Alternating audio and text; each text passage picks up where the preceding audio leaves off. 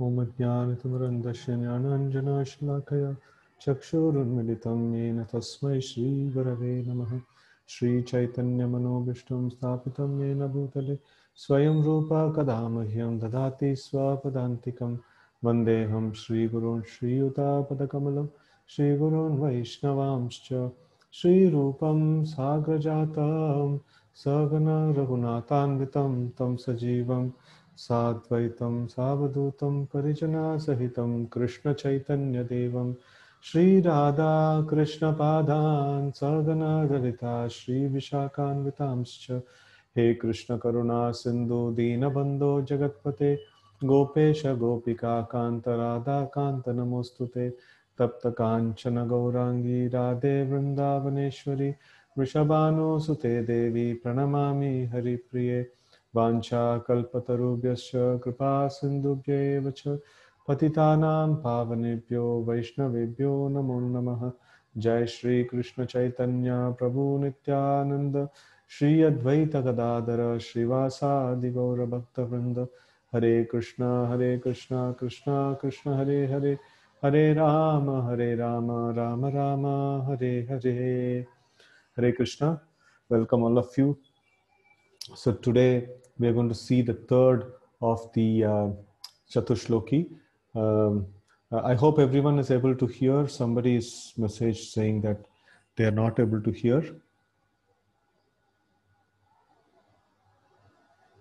Hare Krishna. Somebody can unmute and respond. I'm hearing Prabhuji. No, bro, we can hear you. Okay, that's good. So this is the third of the Chatushloki Bhagavatam. So first one we saw that how the Lord is. Just a minute, we'll just have a quick recap of what we had did. So anybody would like to tell what we had seen the first of the Chatushloki Bhagavatam?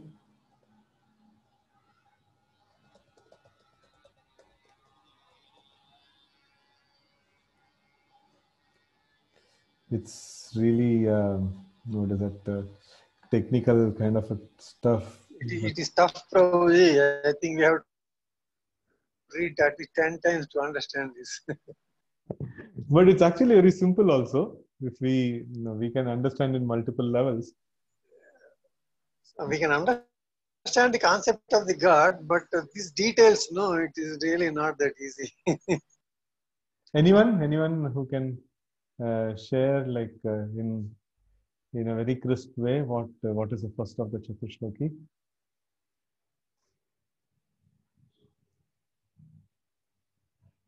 So the Lord told that I was there before and during the creation and after and something like that. It's just a little hint I'm giving. Anyone would like to say about that? It's Lord Brahma's questions to the Lord. Basically, the conversations has been on, and now Lord Brahma wants. Am I audible? Yeah. Yeah. So basically, we have been discussing about the creation in this canto, and there have been various conversations.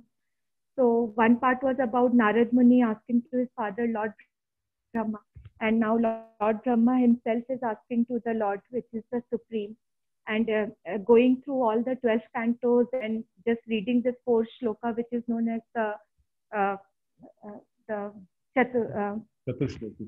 It answers Chatushloki. It basically contains the gist of how this whole creation was formed, what is the Lord all about. And then the Lord Brahma asks the Lord in the first question that please tell me about your material and spiritual forms, and the Lord answers accordingly. And then how are the various spiritual and material energies working of the Lord. And there are a lot of intricate details, but I mean, the translation is quite means it just contains 3 parts of the first of the Chatushloki, that is the 33rd shloka. The Lord says that I was there before the creation, and only I will be there. Yeah. What else?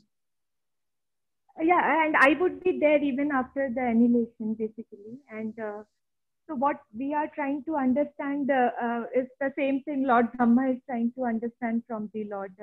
Yeah. So he tells three things. One is I was there before the creation, and only I will be there after the annihilation of everything. And even during the creation, what exists is me only. So, and Yes. nothing else. So this is the first this one, and in that purport we saw about like how the Lord is beyond the material nature, and then he's Bhagavan. He's having many wonderful qualities, and all those various aspects we saw. And then in the second sloka, we saw about the definition of illusion. So Yes. whenever we see something in this world which is but then if we are not able to see its connection to the Supreme Lord, then we should understand that is illusion. So that is the second. That is illusion. Maya, basically. Maya, you were explaining about Maya yesterday, that whatever we don't see in relation to the God, any activity, it is an illusion, it is a Maya. And it is immaterial then. Yeah. So now today we are going to see the third one. So let's start this session. Yatha mahanti bhutani bhuteshu cha veshvanu pravishtani apravishtani tatateshu nateshvaham. O Brahma, please know that the universal elements enter into the cosmos, and at the same time do not enter into the cosmos. Similarly, I myself also exist within everything created, and at the same time I am outside of everything. It's like puzzling kind of this one, and we have the same kind of slokas in Bhagavad Gita also. So this, anyway, we'll see the purport. The great elements of the material creation, namely earth, water, fire, air, and ether, all enter into the body of all manifested entities, the seas, mountains, aquatics, planets, reptiles, birds, beasts, human beings, demigods, and everyone materially manifested. And at the same time, such elements are differently situated. So these cosmic elements, my screen is frozen. I don't think so. I hope people are able to see my screen properly. Visible, Prabhuji. Okay. So, okay. Like, so all these material elements, what is there? So the earth, water, fire, air, and ether, in its own pure form, they exist. And at the same time, a combination of them makes different objects or different entities in this world, as it is seen here: the seas, mountains, aquatics, plants, reptiles, beasts, birds, and things like that. So they all manifest, and at the same time, so they are there. These earth, water, fire, air, ether, they are existing in their original form also. So in their Mula Swarupa, like they are there also. So in the developed stage of consciousness, the human beings can study both psychological and physical science, but the basic principle of such sciences are nothing but material elements and nothing more, right? So the body of human being and the body of the mountain, and also the bodies of the demigods, including Brahma, are all the same ingredients: earth, water, etc. And at the same time, the elements are beyond the body. So they are there beyond the bodily existence also in its pure form. The elements were created first, and therefore they entered into the bodily constructions later on. But in both circumstances, they entered the cosmos and also did not enter.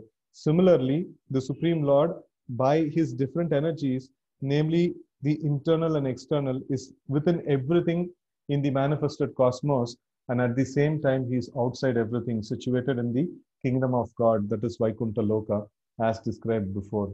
Right? So the material elements enter into different entities, but still the material elements exist outside also. In the same way, the Lord enters everything. Aham sarvasya prabhavo, sorry, not that. What is that? Jagat avyakta murti na. I'm forgetting the sloka. But anyways, like, but the Lord says in Bhagavad Gita that everything has emanated from me, and everything has emanated from me, and I am there, present in them in my impersonal form, Jagat Avyakta Murtina. So that is something that Lord says. So here also we see that the Lord pervades everything through his internal and external energies, and at the same time, he himself, as his personal form, he resides in his Vaikuntha Loka. So, like, it is not that just because the Lord entered everything, so he doesn't have its original existence. No, that is not possible. This also we substantiated with the help of Ishopanishad invocation, that is Om Purnamada Purnamidam Purnat Purnamudachyate Purnashya Purnashya Purnamadaya Purnameva Vasishyate. So it says that no, even if the Lord exists everywhere, still he exists in his original form, incomplete. There is nothing, deterioration is going to happen in the Lord's form just because he has expanded himself into many, right? So that is also one of the aspects we can understand, that he is there into every single, he is entered into every single element of this nature, but he has entered through his internal and external energies, and he still keeps his original existence in the Vaikuntha Loka, right? So this is very nicely stated in Brahma Samhita as follows. Ananda Chinmaya Rasa Pratibhavitabis Tabirjayeva Nijurupa Taya Kalabihi Golokayeva Nivasat Kakilatma Bhuto Govindamadi Purusham Tamaham Bhajami. I worship the personality of Godhead Govinda, who by expansion of his internal potency of transcendental existence, knowledge and bliss, enjoys in his own and expanded forms. Simultaneously, he enters into every atom of the creation, right? So, in this way, like Brahma Samhita says that Ananda Chinmaya Rasa Pratibhavitavis Tabirjayeva Nijarupa Taya Kalabi. So he resides in his Nijarupa, in his original form, in the Goloka Eva Nivasati. Akilatma Bhuto. No, he is also the Akilatma, like he is also the Paramatma in every single living entity. No, at the same time, in his Nijarupa, he resides in the Goloka Vrindavan. So in this way, like the simultaneous existence of the Lord in every place, and also his exclusive existence in the spiritual world is mentioned here. So this is a very important aspect of God. For example, if we say, okay, God is residing in Goloka Vrindavan, so then we may ask, no, I am going through a problem now here. So will the God know? Yeah, he exists here also. So, but if he is existing here, then how is he existing there? That is the signs of God, that he is capable of simultaneously existing everywhere, right? So that is the capacity of God. So we cannot exist everywhere simultaneously. So we cannot superimpose our limitations on God, right? So Krishna is specially capable of doing these things, because everything that is there, sometimes Prabhupada gives this example of if something falls on our one of the fingers in our legs, or the small finger of our leg, we will immediately know that something has fallen over there, and we will feel the pain of it, right? So in the same way, for the Lord, the whole existence, the whole creation is just like his existence. It is his existence. Everything that exists is his expansion and his energy, and it is tightly coupled and connected with him. So how we have sensitiveness or cognizance in every square inch or in every inch of our body, in the same way the Lord has cognizance throughout the entire creation, right? So that's the science of God. So that's how we can understand, his existence. Like he has consciousness everywhere, and also as a person, as an individual, he also exists in the Vaikuntha Loka, right? So he has his Avyakta Rupa and he has his Vyakta Rupa. So like he has his unmanifested and impersonal form where he pervades everything, and he takes cognizance of everything, and he takes complete control of everything. And at the same time, he as his personal form, he resides in the spiritual world, right? So he is simultaneously the both. So we cannot say is God is impersonal. Does the God? If somebody says like God doesn't have a form, Okay, so that is also one of the aspects of the Lord. Lord is impersonal also. But then that is not the complete definition of the Lord. Complete definition of the Lord is he is both personal and impersonal. And only one aspect means it is no partial definition of God, right? So it is incomplete understanding of God.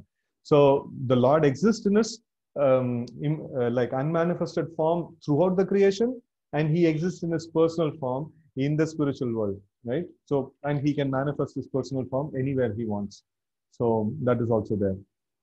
Just like for Prahlad, we see that that very nice shloka we cite from Bhagavatam. It says that Satyam Vidhatum Nijabritya Bhashitam Vyaptam cha Bhuteshva Akileshu Chatmana. What is it? Atyadbhutam. Like, what is it? I'm not able to remember that sloka. Anyways, so that's a very, very nice sloka which talks about Satyam Vidatam, just to prove the words Nijabritya Bhashitam. Nija means like one's own. Britya means servant. Nijabritya Bhashitam means just to prove the words of his servant true. Prahlad told that my Lord is there everywhere. So that same thing we are trying to see here. So the Lord is there everywhere. So Prahlad told, my Lord is there everywhere. Okay, then Hiranyakashipu asked, like, if your Lord is there everywhere, let him show up here. So then, just to prove the words of his servant true, so the Lord appeared in the Stambhe Sabhayam, like he appeared from the column or the pillar in the Sabha, and then like Adrishyata Ati Adbhuta Rupamudvahan Stambhe Sabhayam Na Mrugam Na Manusham. So he like the Lord appears over there. So it is not that the Lord was residing in his personal form in the Stambha, but then if the Lord wants, he can just come from anywhere. He can just manifest himself from anywhere. So his unmanifested form and the manifested form, it's not much of a difference, for the Lord. He can manifest from anywhere. So it's like sometimes Prabhupada gives the example of electricity and electrician. Electricity is there everywhere. And if electrician, if an expert electrician is there, he can use the electricity to heat a particular item. He can put a heater over there. And then he can use the same electricity to cool. He can install a fridge over there. And the same electricity is there everywhere. And then he can do anything and everything he wants. In the same way, the Lord is existing everywhere. If he wants, he can become Avyakta. Unmanifested, impersonal. And if he wants, he can manifest his personal form there. So anything, he can do anything and everything everywhere. So that's the amazing aspect of the Lord, right? So in the Prahlad Maharaj's case, we can see that the Lord was not residing in his personal form over there. But then if he wants, he can just appear from anywhere, in any form that he wants. So that's the nature of the Lord. And it may be like quite difficult to understand how somebody can do all these things. Because it is difficult to understand, that is why he is God.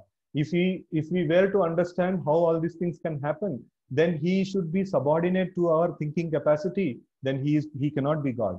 So he can do this Ati Adbhuta.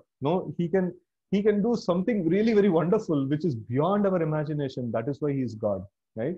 So if he can perfectly understand how all these things are happening, then he cannot be God, right? So let's continue. The expansion of his plenary parts is more definitely explained in the Brahma Samhita as follows. Ekopyaso rachayutam jagadanda kotim yachaktirashti jagadanda chayaya dantaha andantarastha paramanu chayantarastam govindamadi purusham tamaham bhajami. Right?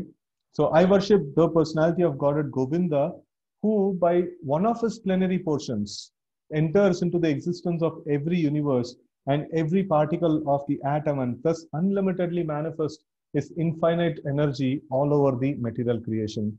So it is mentioned just one portion or just one expansion of the Lord. He enlivens the whole material creation. He enters into every single atom and particle, and that gives the life for the whole creation to work. So now we do chemical experiments where different chemicals interact with different chemicals, and then they produce further new chemicals and things like that. How is it possible? Because the chemical has life. Why the chemical has life? Because Lord as Paramatma is sitting within that. So that is why it has life, right? So life means there must be Krishna, otherwise there is no life, right? So that is why it is mentioned that shloka we often discuss here. In a new angle, we can actually see that shloka. That is Bhagavat Bhakti Hinasya Jati Shastra Japas Tapas Apranasya Dehasya Mandanam Lokaranjanam. That means if Bhagavat Bhakti is not there, though living, we are actually dead. Though living, we are actually dead. So like Jati, Shastra, Japa, Tapa, like anything you may do, if it doesn't have the Bhagavat Bhakti, the ingredient of God in it, then it is almost as good as dead. So we may have life for the sake of living, but then it is not considered to be proper living. So right from the atom, atom, it has life because the Lord is there as Paramatma. And that the combination of atom, a particular article or an object, has, it can be considered lively if it is used in service of God. And our life, it's little more than an object. Life is more perceivable and more details to it than just an object, we as an object. So the life has a meaning, and it has its life only if there is God in the center. So it is at every level, there must be existence of God, there must be a God consciousness, and that is when it has life. Otherwise, that particular level of existence becomes dead, right? So it is very important that we understand that God exists at every atom, and he exists at every person as a Paramatma, and he exists as a universe as a whole as Paramatma also, and he exists the whole creation as a whole as Paramatma also. He exists at every single level. He is not just existing at the minutest level, he is existing at every single level, right? So that is the this one of the Lord. So he's existing everywhere means not just everywhere, simply like he's just existing. He's just existing everywhere and every level, right? So every level, for example, we can see that, what do you call, how do you explain that? Okay, so like in construction of a building, if we take, for example, or an automobile, right? So automobile, if you see, there is nuts, bolts, screws, and things like that. That is one level of existence. And then raw materials. Then you assemble them. Then you make a spare part. Spare part is another level of existence. Then you assemble all the spare parts. Then you get a proper automobile, right? So it is just, I'm just making this one. So in this way, a particular object can exist in multiple levels. We have atoms, and we have collection of atoms. A particular object gets formed.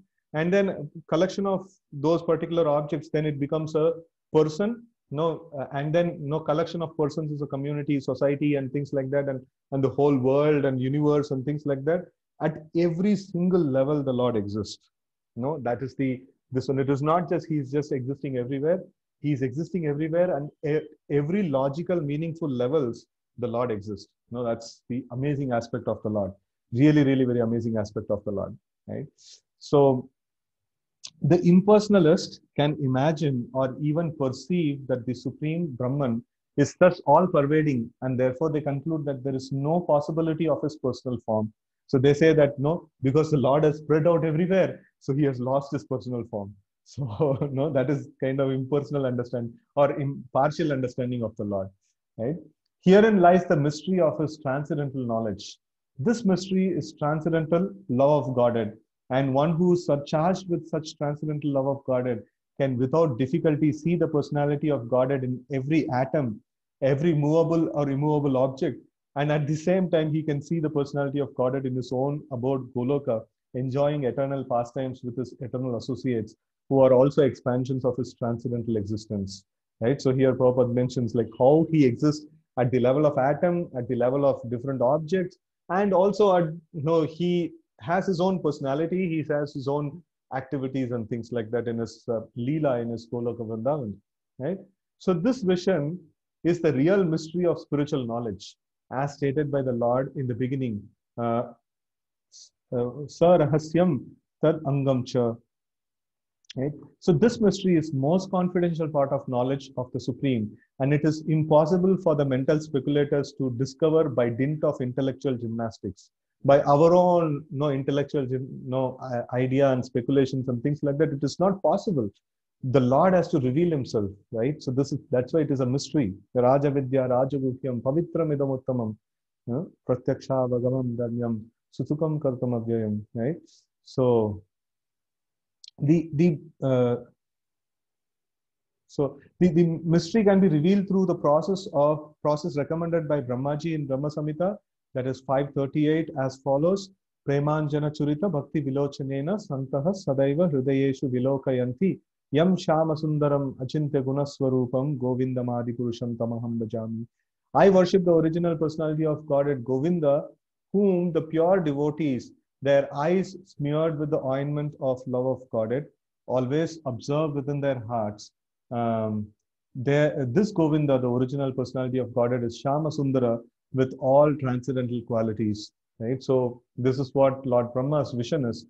So in Bhagavatam, this is not described, but then in Brahma Samhita, it is described by Lord Brahma. So we can take the citation from there.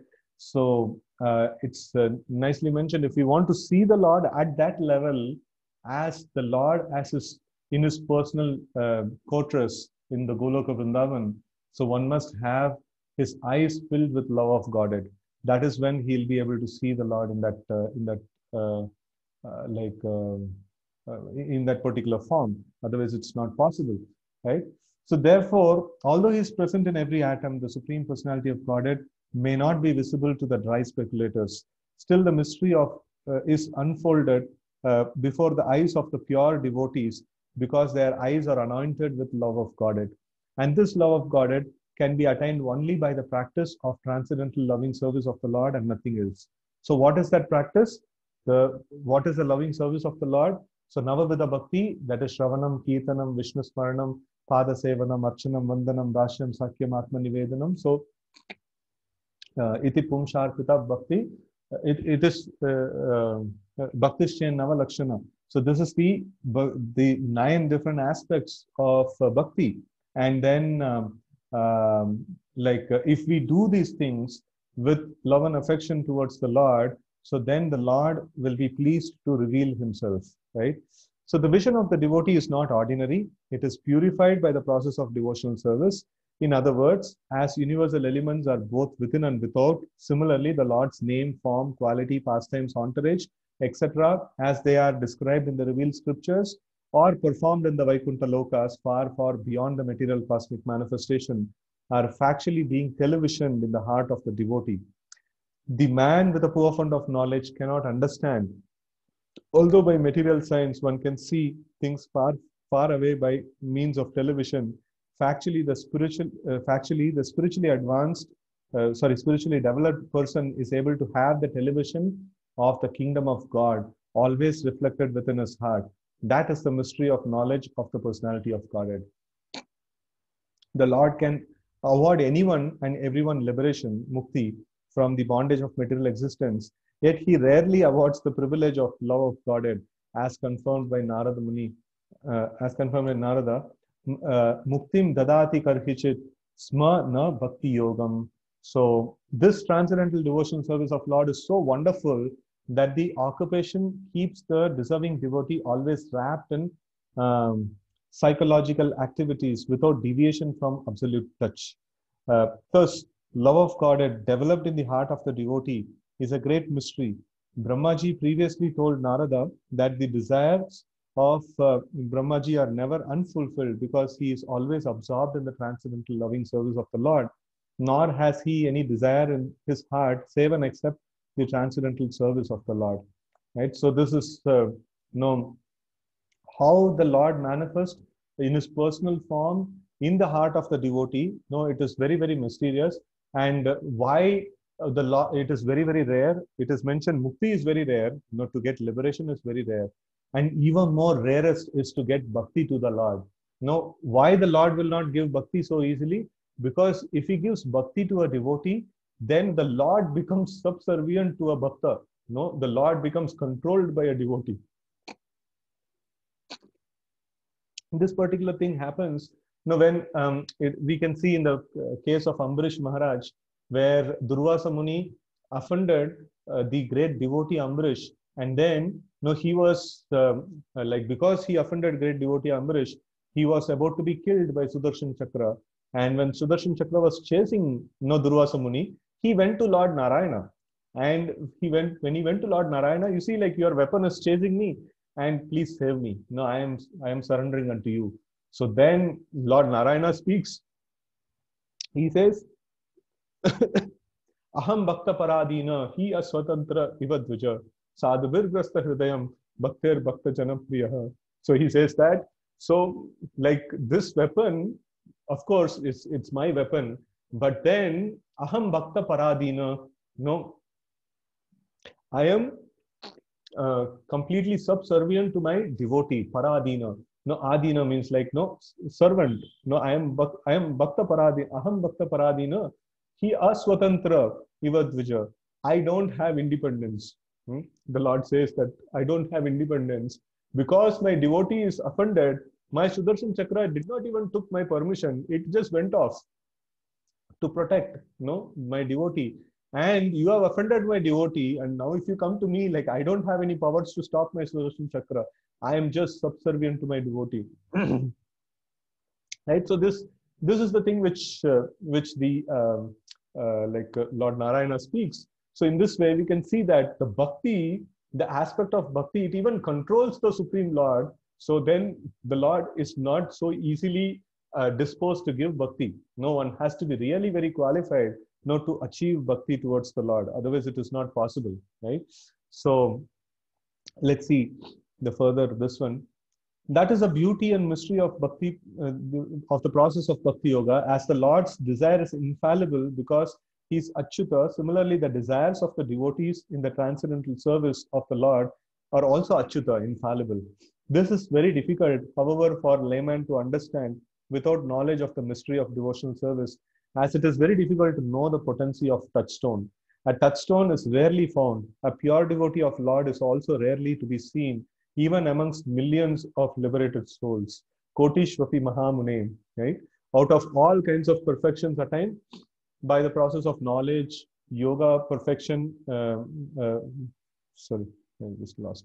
Out of all kinds of perfections attained by the process of knowledge, yoga perfection in devotional service is the highest of all and the most mysterious also. Even more mysterious than the 8 kinds of mystic perfections attained by the process of yogic performance. In Bhagavad Gita, okay, so why it is mentioned, like the 8 kinds of siddhis, Ashta siddhis, Anima, Lagima, Prapti, all those things, they are very, very fantastic to see. Anima means to become smaller than the smallest, Lagima means to become the bigger than the biggest, and then Prapti means to get the siddhi of getting anything and everything in any corner of the world. If it is there, you can just bring it to your place right here. So this all seems to be like very, very powerful and very amazing. But then this seems to be mysterious, as Prabhupada is mentioning here. But then bhakti is more mysterious. Why bhakti is more mysterious? Because I am not trying to bring any material object to wherever I want. I am able to bring the Lord, the Supreme Lord, the master of everything, to wherever I want. That is really, really very powerful. So that is why the bhakti is considered to be more mysterious. So the yogis, they just are able to display the powers, and the bhaktas, they are able to bring in control the Yogeshwara, the supreme master of all the yogic siddhis, that is the Supreme Lord. They are able to bring him under control. That is even more mysterious, right? So in Bhagavad Gita 1864, the Lord therefore advises Arjuna about this bhakti yoga. Sarva guhya tamam, sarva guhya tamam. So this is like in this one, like guhya tamam means like the superlative degree of guhya, that is secret, and like sarva guhya tamam guhyaha shrunume paramam vachaha. So he says that I'm going to speak the most secretive thing to you now. Please hear from me. Just hear from me again about the most confidential part of the instruction in Bhagavad Gita. The same was confirmed by Brahmaji to Narada in following words. idam bhagavatam nama yan me bhagavatoditam sangraho yam vibhutinam tava etad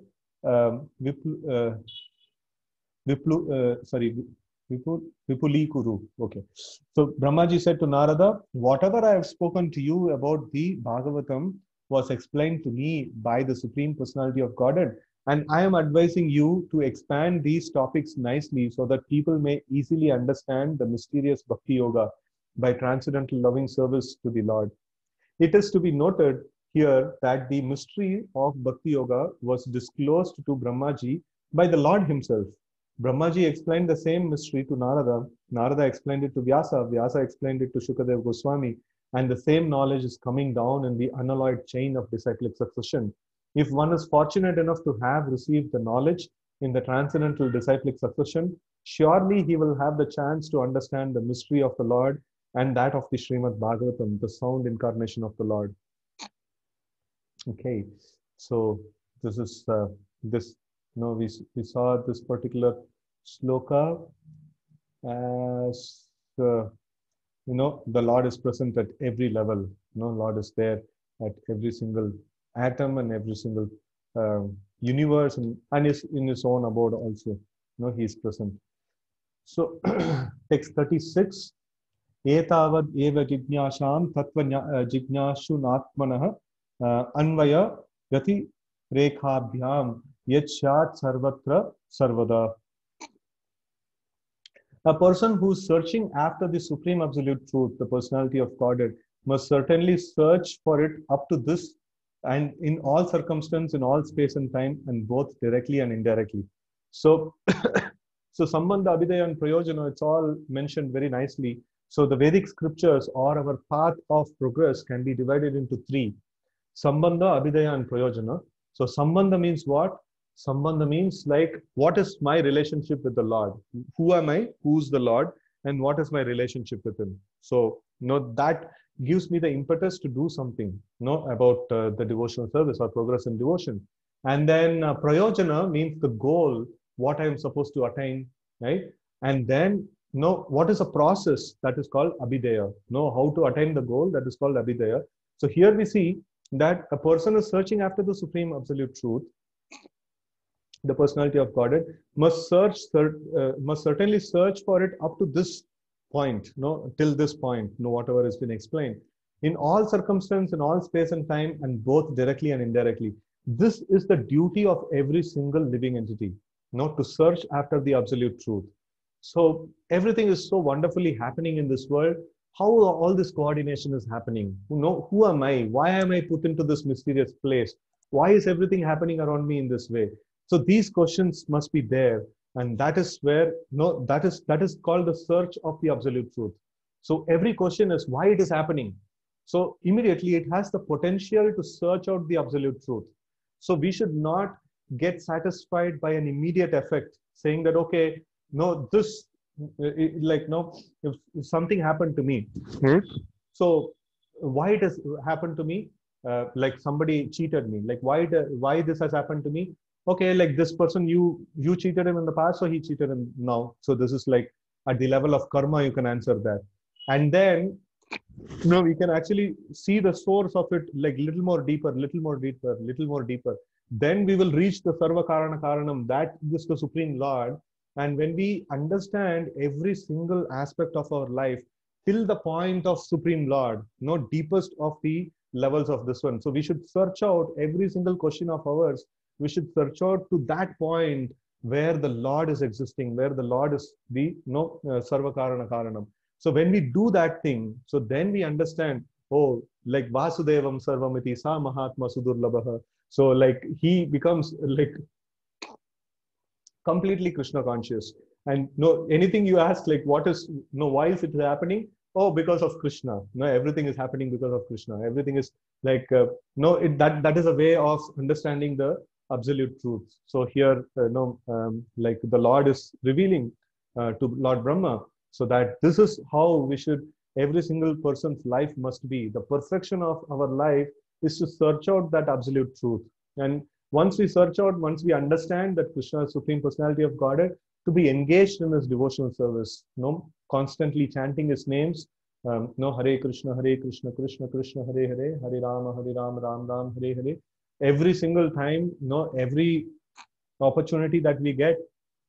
So we are not speaking to anyone. We are not like actively engaged in something. So, or we are just engaged in household activities and things like that. So we should constantly be chanting the names of the Lord. No, that's like everywhere. Like it is nicely mentioned that no, Yatshat Sarvatra Sarvada. So either we are searching for it, or no, if we know the absolute truth, then we should engage in this devotional service, right? So that is how the like a sadhaka's life should be like this. No, he should be constantly searching for the Supreme Lord. Okay, purport. To unfold the mystery of Bhakti Yoga, as it is explained in the previous verse, is the ultimate stage of all inquiries, or the highest objective of the inquisitive. Everyone is searching after self-realization in different ways, by Karma Yoga, and by Jnana Yoga, by Dhyana Yoga, by Raja Yoga, or by Bhakti Yoga, etc. To engage in self-realization is the responsibility of every living entity developed in consciousness, right? So if somebody is not looking out for self-realization, somebody is not looking out for the source of all existence, and somebody is not looking out for who's the absolute truth and things like that, he is not evolved. No, he's not. He's like animalistic, we can say. No, human being means that he has got a developed consciousness, and developed consciousness means to ask, what is my source? Where have I come from? No, what is it all like around me and things like that. So that's very, very important. Inquisitiveness, that atato brahma jignasa. Now that you have got the human form of life, please inquire about that supreme absolute truth. So that is one of the important Vedanta sutras. So atata brahma jignasa. Therefore, you should have brahma jignasa. You should inquire about that absolute, right? So that is the this one. That is the duty of every single living entity who's developed in consciousness. No, cats and dogs cannot ask this question. No, like or the animals in general, they cannot ask this question. Inert matter, they cannot think about these things. It's only developed human beings can think about these things, right? So it is our duty to inquire about the Supreme Lord. One who is developed in consciousness certainly makes inquiries into the mystery of the self, of the cosmic situation, of the problems of life in all spheres and fields, that is social, political, economic, cultural, religious, moral, etc. And in their different branches. But here the goal of such inquiries is explained. So we should not just inquire about a minimal this one, why this political situation is happening, why this natural calamity is happening. So we should go till the point of understanding the Supreme Lord. Behind every single thing, it is perfectly orchestrated and managed by the Supreme Lord, and the Lord is there. How the Lord is part of this particular action, that is Krishna consciousness. So we can study anything and everything, and we can actually go to the limit of understanding the Lord. And once we have sufficiently understood that Vasudevam Sarvamiti Sa Mahatma Sudurlabha, then we can actually relish the pastimes of the Lord. That personality who's Sarva Karana Karanam, in his own private quarters, in his own personal home, what does he do? That becomes a source of great bliss for the Vaishnavas to understand and hear. Right? So the Vedanta Sutra philosophy begins with the inquiry about the life, Atata Brahma Jignasa. And the Bhagavatam answers such inquiries up to this point, or the mystery of all inquiries. Right? So the Bhagavatam till 10th canto, if we go, we see the Lord's, that Supreme Brahman, that that Supreme Lord, he is playing in the courtyard of Nanda Maharaj and Yashoda Maharani, and he is controlled by the love of the devotees there, right? So in the Vrindavan. So in this way, we can actually understand the Lord in complete in Srimad Bhagavatam, right? So not just in a superficial way. We can understand the Lord in complete. Okay, so Lord Brahma wanted to be perfectly educated by the personality of Godhead, and here is the answer by the Lord, finished in 4 nutshell verses. From Aham Eva to this verse, Etavad Eva. This is the end of all self-realization process. Men do not know that the ultimate goal of life is Vishnu, Nate Vitusvata Gatim Vishnu, or the Supreme Personality of Godhead, due to being bewildered by the glaring reflection in the darkness. And as such, everything is entering into the darkest region of material existence, driven by the uncontrolled senses, right? So people don't have the idea, or people don't have the knowledge about the Supreme Lord, and they are just thinking that this whole world is just to satisfy the senses. The whole world is driven by sense gratification, and it is just these sense gratificatory activities are dragging us into the mode of ignorance, and completely we are like oblivious, or completely we don't have any idea that the Supreme Lord exists and the whole creation exists. And then no, we have a purpose and we have a relationship with the Supreme Lord, and we have to render devotional service to the Supreme Lord. No, people in general, they're not able to access this knowledge because they're completely controlled by their senses. So the whole material existence has sprung up because of sense gratification. Desires based principally on the sex desire, and the result is that in spite of all advancement of knowledge, the final goal of all activities of living entities is sense gratification, right? So this modern world, people may profess big things. They are making high-end technology, and they're having like 4G, 5G, 6G, whatever technology they may have, and all these things is for finally for sense gratification. And the like pinnacle of all the sense gratification is the sex desire. So that's why this material world is called as Maithuna Agar. So that means it's a jail whose bars or shackles is the sex desire. So that just binds a living entity to this world. It doesn't allow him to get out of this world. That's why all the time we see that sages and great personalities, they renounce this world and they go to the forest. So even in the Varnashrama, we can see Brahmacharya ashram, there is no allowance of sex. And Grahastha ashram, there is allowance of sex under the rules of Vedic regulations. And then Vanaprastha and Sannyas, there is no allowance of sex. Out of 4 ashramas, only 1 ashrama, and that too with lot of restriction, it is allowed. Only for begetting children in a proper in a proper consciousness, that has to be done. So in that way, we can see that this material world is a prison house, which is shackled, where the living entities are shackled by the sex desire. And somebody who just takes that as a, it's like a fire. Sex desire is like a fire. So fire can be used for cooking. Fire can be used for lighting lamp, to give light. But if we play around with the fire, it will just burn our entire house, right? So in the same way, the sex desire can be used for begetting nice children in Krishna consciousness. But if we play around with that, that's it. It will just burn the entire existence.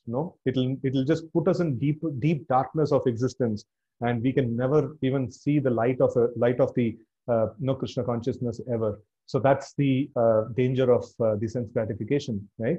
So it's just like fire; it has to be used carefully.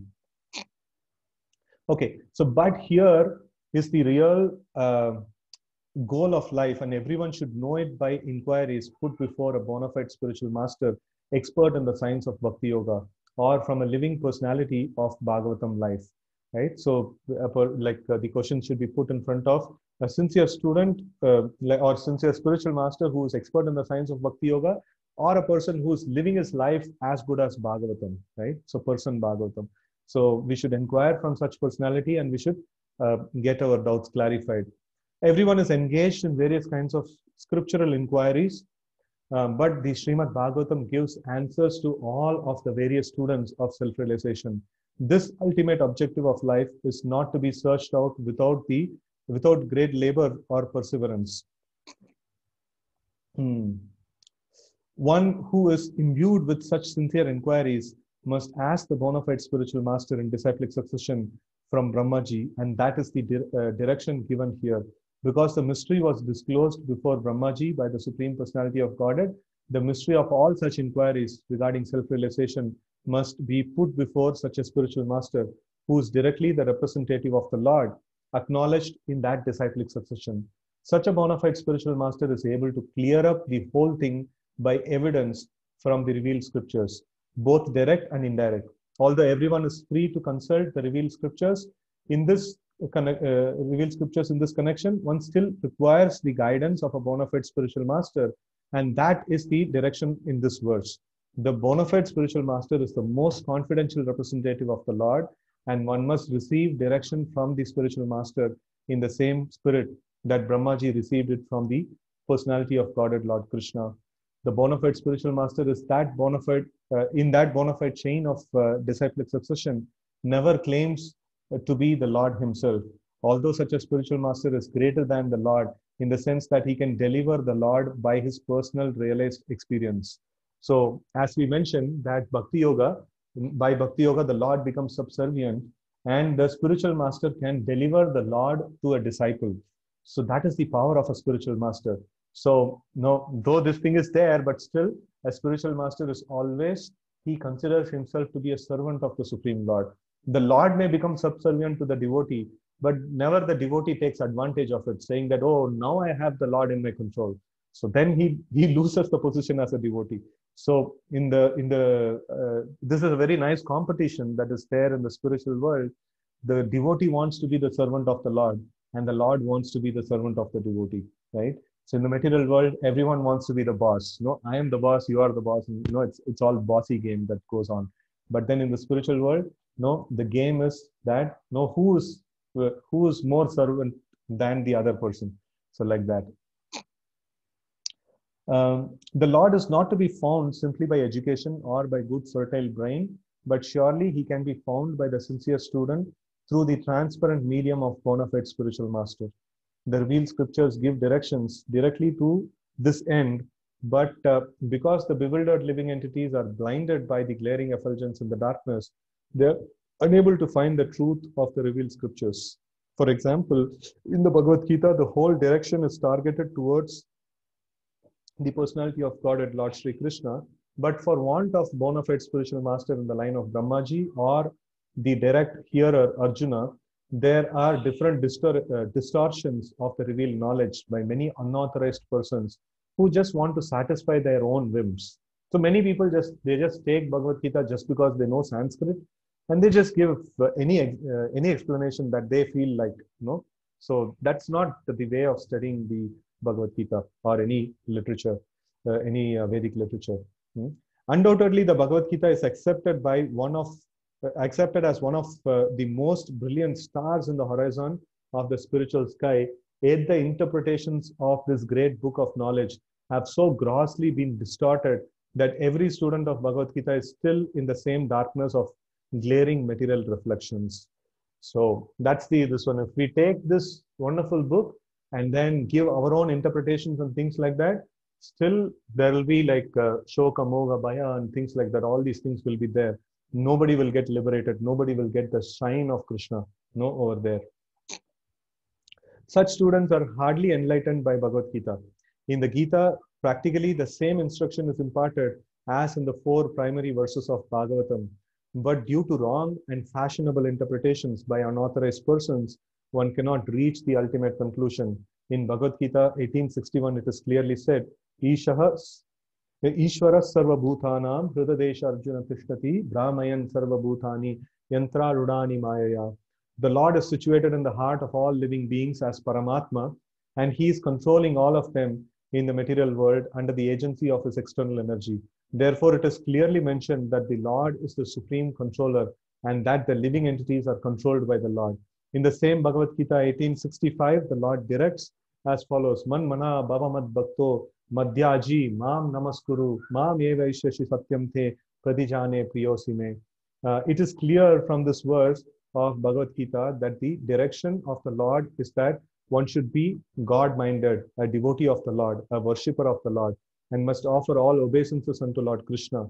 By so doing, the devotee will undoubtedly go back to Godhead, back to home.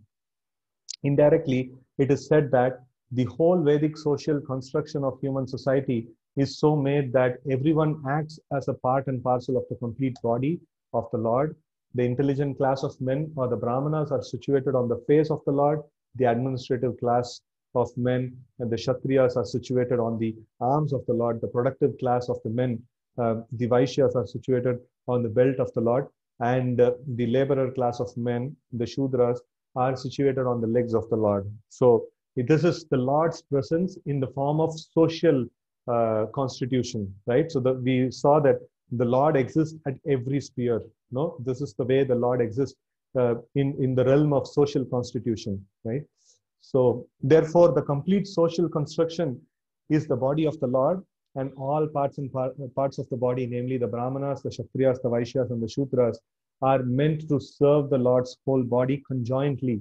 Otherwise, the parts become unfit to be coordinated with the supreme consciousness of oneness. Universal consciousness is factually achieved by coordinated service of all concerned to the Supreme Personality of Godhead, and that alone can ensure total perfection. Therefore, even the great scientists, the great philosophers, the great mental speculators, great politicians, great industrialists, the great social reformers, etc., cannot give any relief to the restless society of the material world, because they do not know the secret of success as mentioned in this verse of Bhagavatam, namely that one must know the mystery of Bhakti Yoga. So this is a very amazing point that Prabhupada is making here. So people make fun of the caste system and things like that. No, of course, the caste system is also followed in a very perverted way. But then in original form, the caste system, as is mentioned here, the Brahmana, Kshatriya, Vaishya, Shudra, and they say like, hey, you're classifying people in this way and things like that. No, they become so flared up because of this. But then we see that, what is the alternative that people has offered to the society?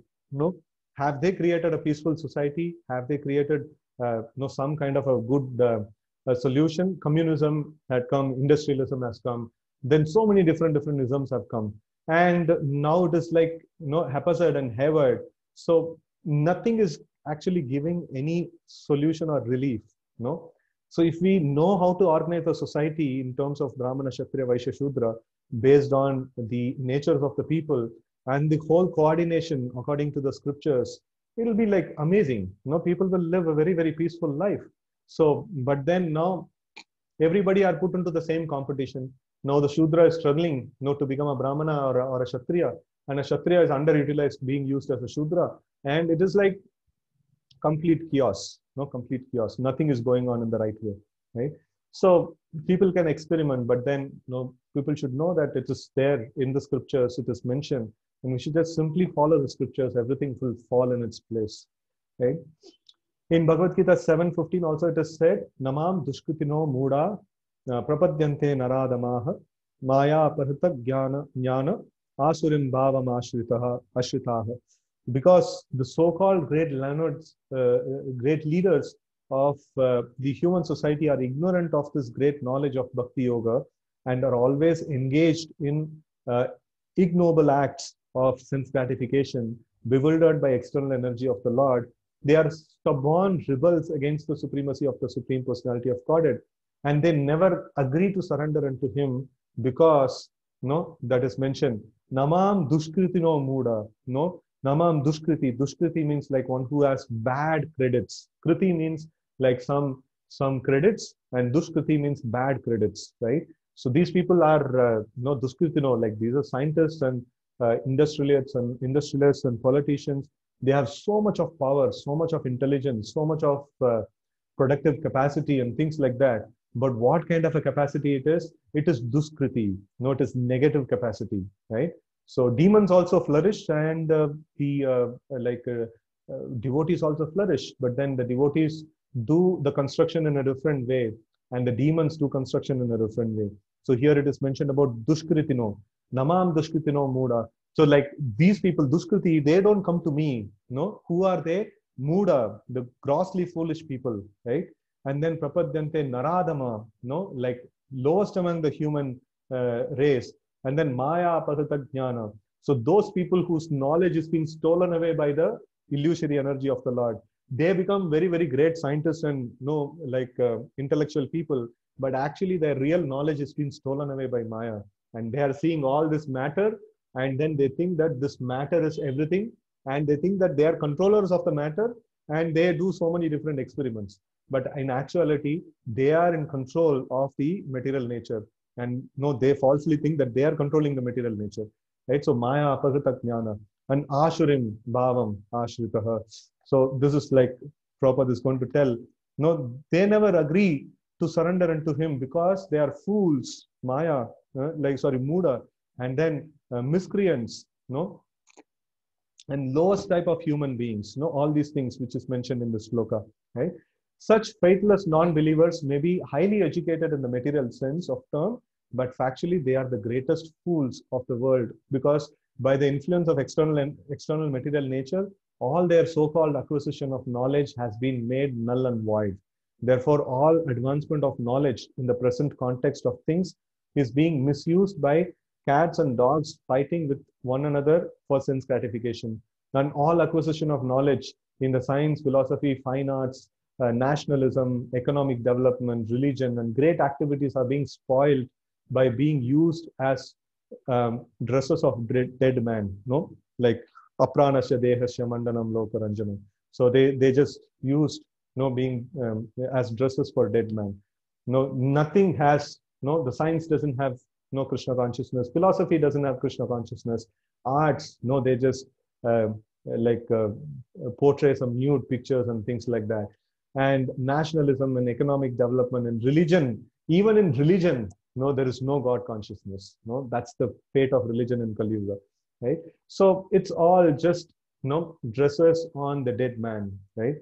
So there is no utility in the dresses used for covering a coffin of a dead body, save getting false applause from the ignorant public, right? Mandanam lokaranjanam, The Srimad Bhagavatam therefore says again and again that without attainment of the status of Bhakti Yoga, all the activities of human society are to be considered absolute failures only.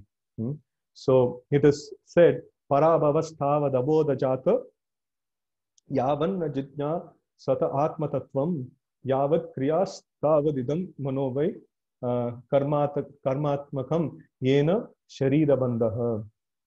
As long as one is blind to inquiring after the self-realization, all material activities, however great they may be, are all different kinds of defeat, because the aim of human life is not fulfilled by such unwanted profitless activities.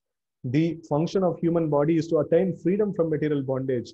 But as long as one is fully absorbed in the material activities, his mind will be overwhelmed in the whirlpool of matter, and thus he will continue to be engaged in the material bodies life after life, right? So parabhavastava dabodha jata, yavan jidnyasata atma tattvam yavat kriyasthavadidam manovai karmatmakam yena sharira bandha. So it is all defeat. Like, if without the knowledge of the Supreme Lord, without the knowledge of how to get liberated from this material world and things like that, atma tattvam na jitnyasata atma tattvam, without inquiry into the atma tattvam, or the truth about the absolute Lord, Supreme Lord, or truth about my own existence and things like that, it is waste of time, simply waste of time.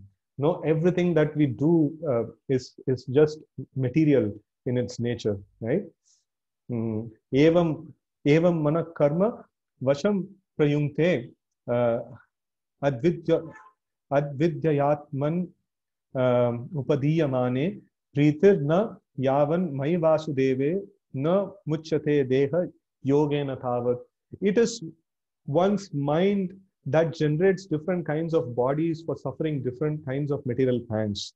Therefore, as long as the mind is absorbed in fruitive activities, the mind is understood to be absorbed in nishans, and thus one is sure to be subjected to material bondage in different bodies again and again, until one develops a transcendental love for Godhead, Vasudev, the Supreme Person. So this is very nicely put. Na muchyate dega yogena tavat. So it is Pritir na yavan mai Vasudeve. So till the time the Priti or love of Godhead arises in the heart, na muchyate dega yogena tavat. So like mukti is not going to be got. So, and evam mana karma vasham prayungte.